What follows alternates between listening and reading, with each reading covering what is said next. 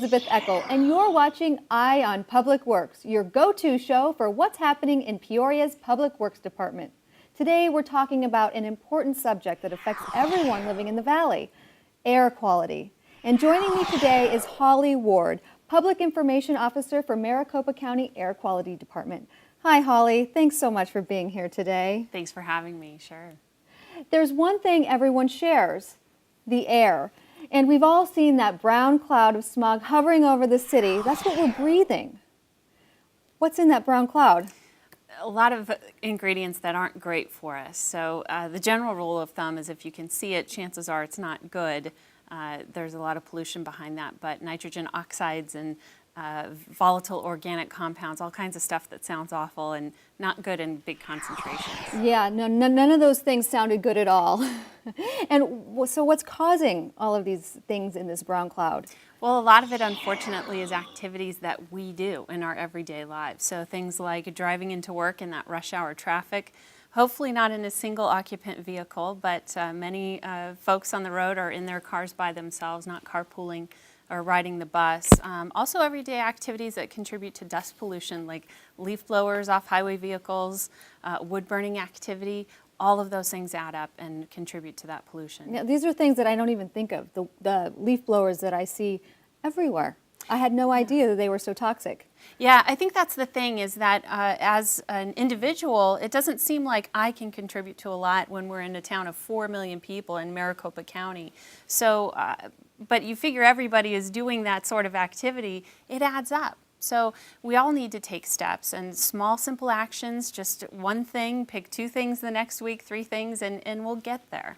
Yeah, you're right. Just as an individual, it seems like, oh, I'm not going to be able to make a difference. Right, right. But you can. It is so important. So everything from what you're doing to your driving habits, driving if you can share the ride, trip links so that you're matching your trips and not going in and out and in and out.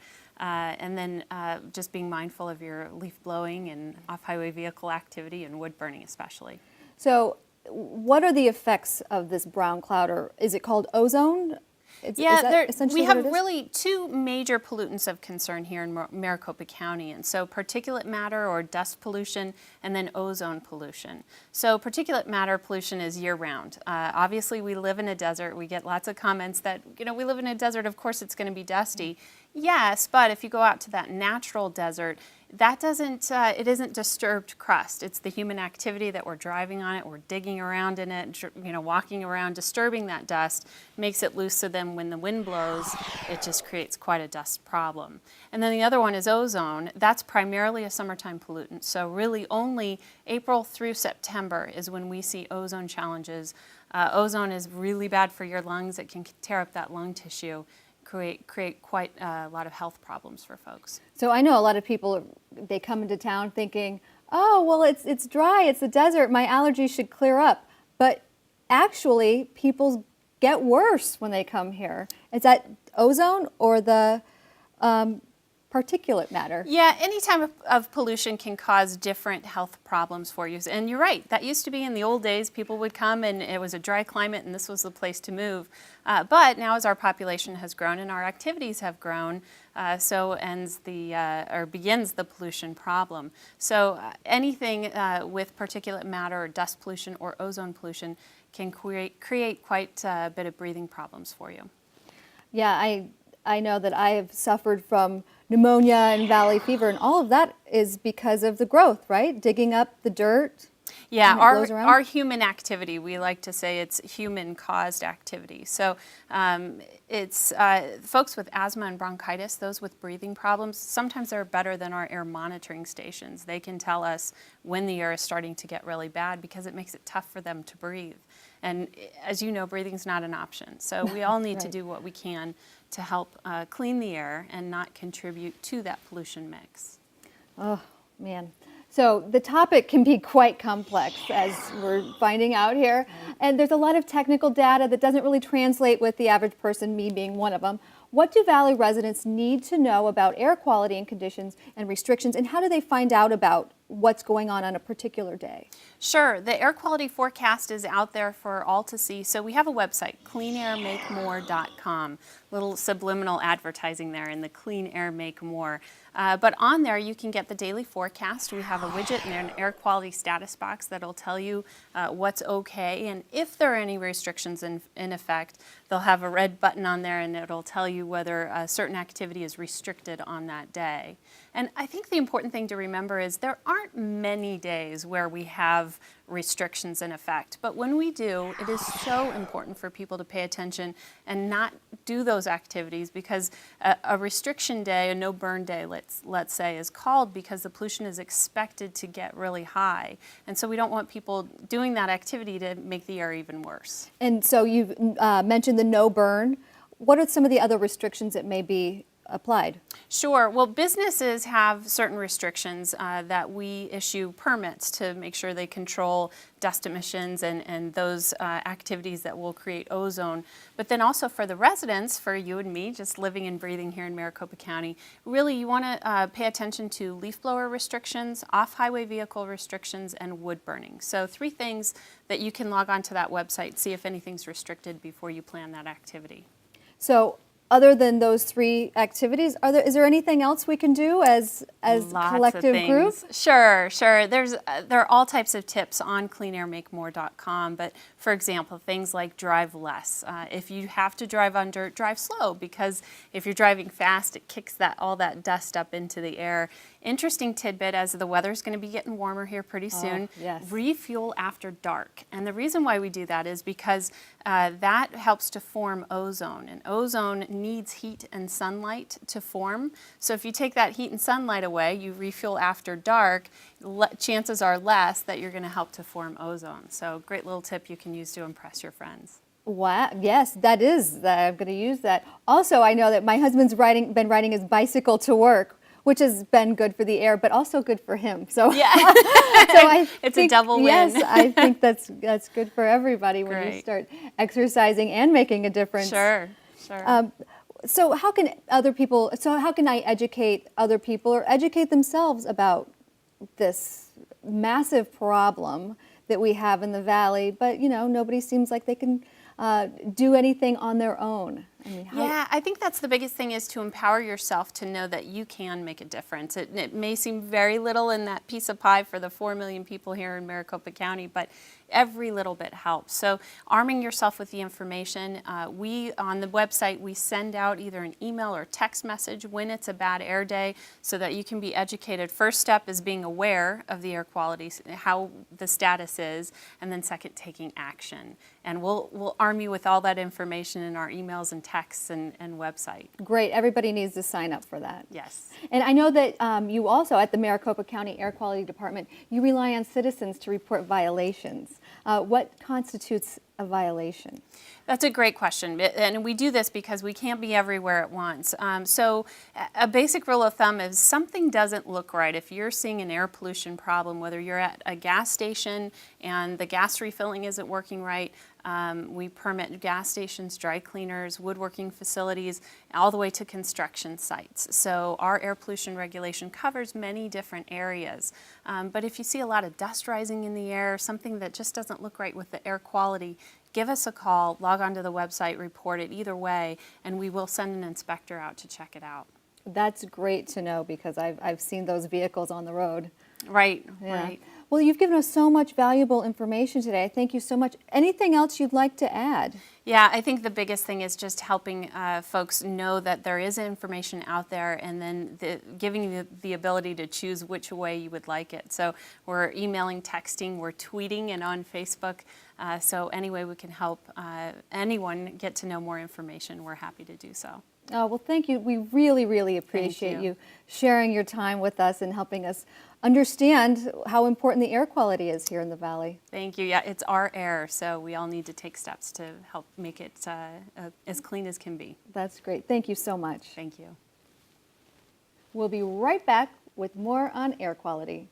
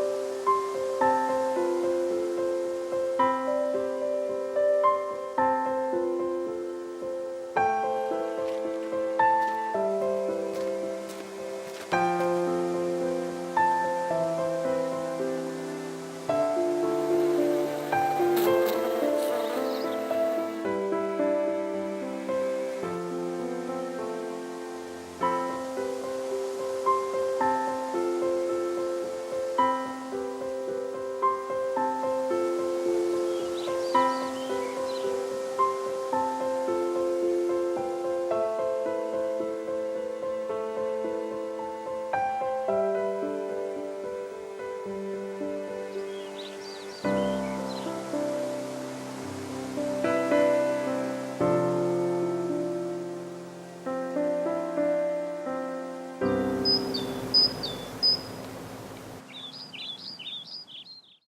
live in the age of mobile devices. They keep us in touch and informed. They help us work and play. And they all use rechargeable batteries. But these batteries aren't just rechargeable, they're recyclable. And more than 50,000 free drop-off locations across North America make it easy and convenient. We all enjoy the freedom that mobile technology gives us. Let's accept the responsibility to pass that freedom on. Find out how you can answer the call to recycle. Visit calltorecycle.org.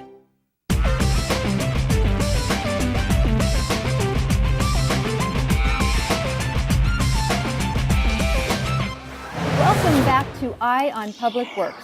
Deputy Public Works Utilities Director Maher Hazin is going to continue the discussion on air quality. Thanks for being here. Thanks for having me. Why is it important for the citizens of Peoria to be aware and monitor air quality? Well, first and foremost, it's really more about the quality of life. We all have to breathe air. It's not an option for us. So the cleaner the air, the better. And one thing interesting about air is that it does not know any jurisdictional boundary. So basically, by doing our part in controlling what happens within the city, we make sure that the air within Maricopa County and ultimately within the state is healthy for everybody to use. So that's kind of predominantly one of the primary reasons why we care about the air quality. And who's regulating Peoria's? Well, the air quality itself is really regulated by EPA and ultimately through Maricopa County Air Quality Department. And Holly, who you spoke to earlier, is a representative of Maricopa County. The city of Peoria is in partnership with Maricopa County, along with any other city in the valley. We work with them in making sure that we do our part. So we coordinate our various activities with them. We coordinate with their inspectors. If they need our assistance, some of our equipment, we'll help them out, and we kind of work the programs together. I also happen to serve on the Air Council for Maricopa County. Me and another representative from City of Phoenix, along with the other individuals from various private sector and other agencies, go ahead and participate. And we talk about air quality in general in the valley and what can we do in the various programs. That's great. And I talked with Holly about Maricopa County regulations. Does Peoria have any other regulations? We don't have any other specific regulations. We do adopt ordinances that are consistent with Maricopa County. As an agency, basically any regulation that we have the powers to adopt the regulations. So we adopt them consistent with the federal air quality as well as the state and the county air quality standards. So ours just really gives us the authority to be able to enforce some things and work with Maricopa County, but we don't do anything additional. And how can Peoria residents learn about becoming better citizens and cleaning up the air in Peoria? Obviously, we all share it in the valley, but Peorians do make a difference. Well, in addition to the website that Holly spoke about, the Clean Air Make More, people can log into the peoriaaz.gov website, and depending on what they're looking for example, if they're looking for information about maybe some dirt that's available in the street that ultimately can become dust, if they see their roads are dirty, they can go ahead and contact our streets department and let us know. We do have a regular program of maintaining those activities as far as sweeping the streets, but if they do see something, they can go ahead and contact us. Also, we do have some regulations relating to off-highway vehicles, as well as people parking on dirt lots, and they can contact the police department. And again, all that information is available on our website, and we can go out there and help. And really the focus of the entire program, whether it's within Peoria or within Maricopa County in general, is more about educating. A lot of times people just don't understand that they're not supposed to be doing something, or maybe they need a reminder or two. So that's really the focus, is go ahead and educate the public on what's important. And then if ultimately some additional measures need to be taken, we can go ahead and do that. This has all been incredibly informative. Thank you so much for being here. Is there anything else you'd like to add? Well, just again, just as Holly talked about, I mean, really the residents out there are eyes and ears. And if they do something, it's not about, snitching on your neighbor, just making sure that, they inform us and let us know that, hey, something is going on. Maybe they can call us and ask some questions and things. I do know, for example, our police department works with various outlets that sell motorcycles and make sure that information and brochures are handed out. So again, it's all about getting the information. So if somebody does see something out there, our focus is to let us know so we can go out there and educate those individuals, and together we can really clean our air, because it's very important for our health.